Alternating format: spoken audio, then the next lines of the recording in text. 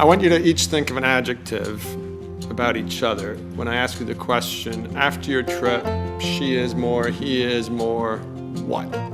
Herself.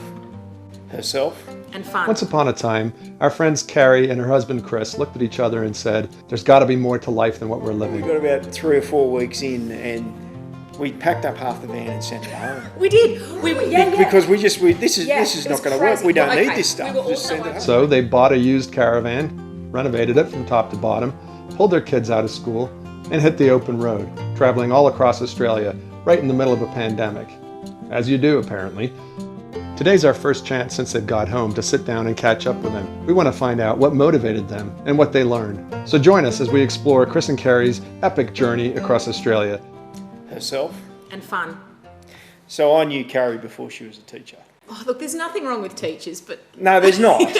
There is a lot of trouble with identifying yourself very, very heavily in what you do. Yep. Yeah. And I did. Yeah, I found Carrie saying things she said when she was 18 lately, which is a bit concerning at times. But, Okay. Yeah. Cut.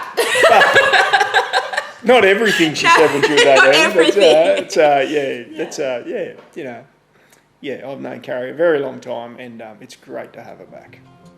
I steered away from all the other things, which were reliable, dependable, but because he's always that. Like, he's super, like, he is the guy that never stresses about anything. So that trip for him was actually nothing. Because I think you're away from the business and you're probably, and maybe because you saw a different side of me, is that you were way more fun. And therefore things got really fun because our kids saw a side of you, I think, and a side of me that they hadn't seen in a long time. So that was really special. That was special, yeah. Yeah, because you're a funny guy.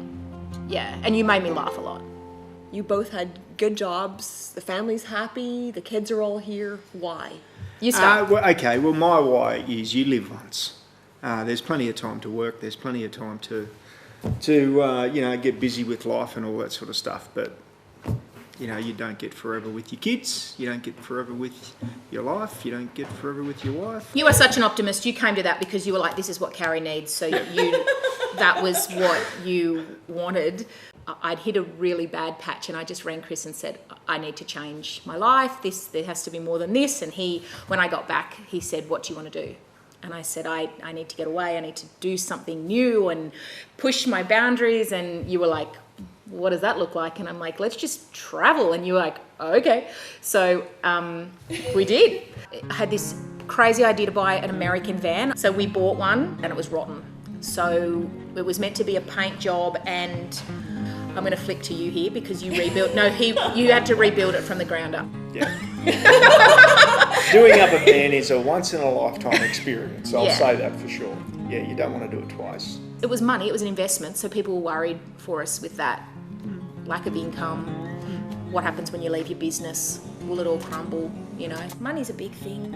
But then as it started to come together, did you notice this in the shed where you did the final things? We got more visitors because I think people were like, oh, this is going to happen. Yeah, and then full support. Anyway, we got away in March. We went over straight to the New South Wales coast, which is about 3 hours east of us. We were going to go south. And then we got talking to some people out on the road, and there's a real community around. Yeah, second day of our trip, Yep. He said, we're changing our mind, we're going north. We're going to go north And we instead. had the entire, 15 weeks of accommodation booked all the way down.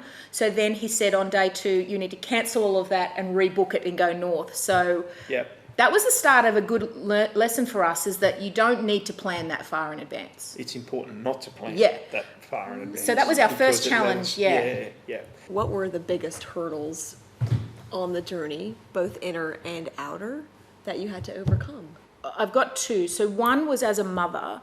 Nothing wrong with distance education, but it really didn't work for us. And the first 10 weeks, it was horrific. Really, it went against everything that I thought I knew about education, because I really believed that it needed to be structured and look a certain way. And then when we were following this program and the kids were failing, essentially, like we were getting phone calls on the road, getting warning letters, and we're on the Great Barrier Reef, literally on a pontoon in the Great Barrier Reef scuba diving, on the phone to a teacher saying they're going to fail this subject. And I'm thinking, this is not why we did the trip. This is not, and so that the challenge for me was, one, getting an education set up for our kids that worked for us and for them, and also me letting go of the idea of education the way I've known it for 25 years, and it's actually flipped my view on learning and quality teaching for the rest of my life. In fact, it's affected my career getting home because of what I learned on the road. So that was the first challenge for me, and the second one was just letting go of being in control,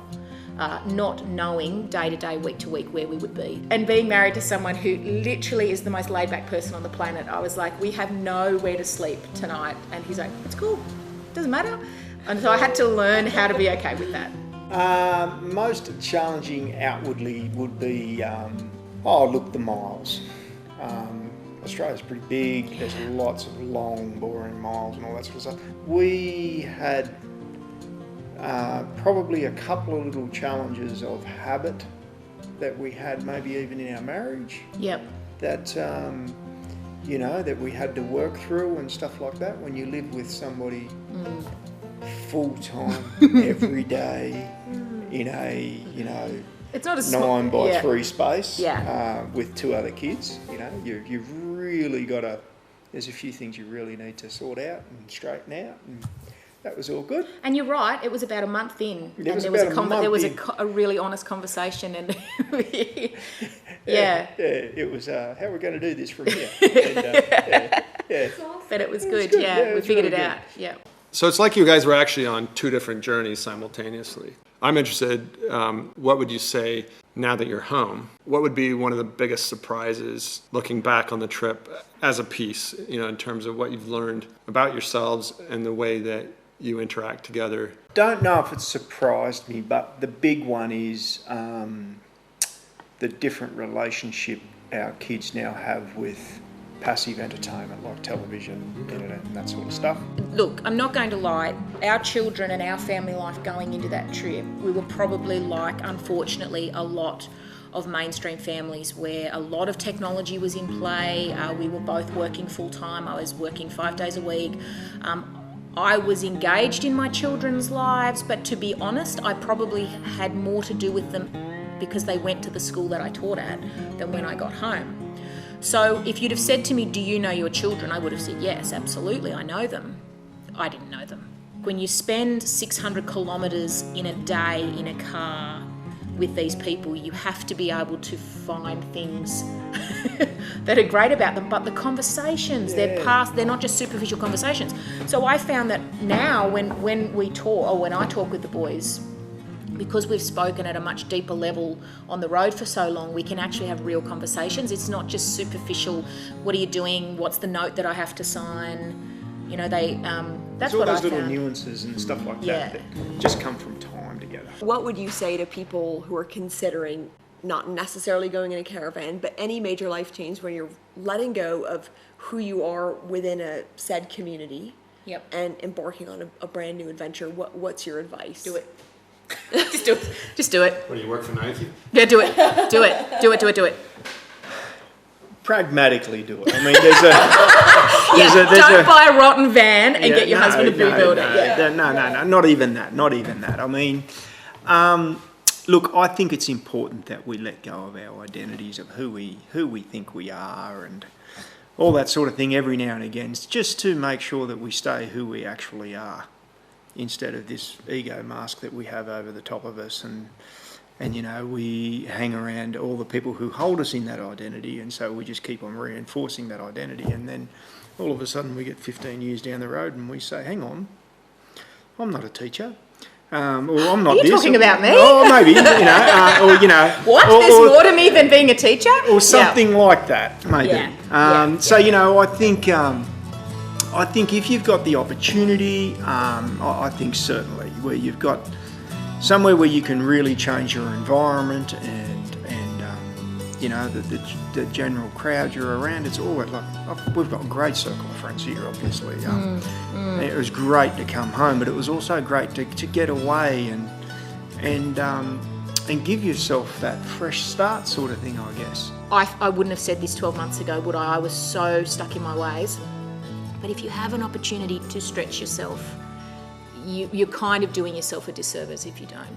Carrie and I have developed a better appreciation for each other. There is no doubt with that.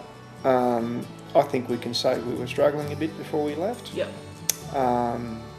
Definitely. And, you know, that, look, it's hard for me to describe, but probably from my point of view as a man, probably, you know, dropping the resentment and all that crap and just getting on with it, that, you know, this is what you do in service for the people around you, and you learn to love that and live that and that sort of stuff, you know, and stop being a boy and you know. Absolutely. So I think unless you guys want to do any more big reveals, I'm totally happy to talk for another couple of hours. So you can just go and finish lunch, and I'll just keep on talking. Just kidding. I think we're Carrie, we're really short of an interview. Yeah, Carrie, can we just... We'll leave you to do what you're doing, and we're going to continue here. So thanks for being with us. Chris and Carrie, thank you so much. No worries, thank you. It was good. We'll talk more later. Thanks, guys. Actually, we're going to keep talking now. So. Yeah, we're just turning... Ciao. Ciao.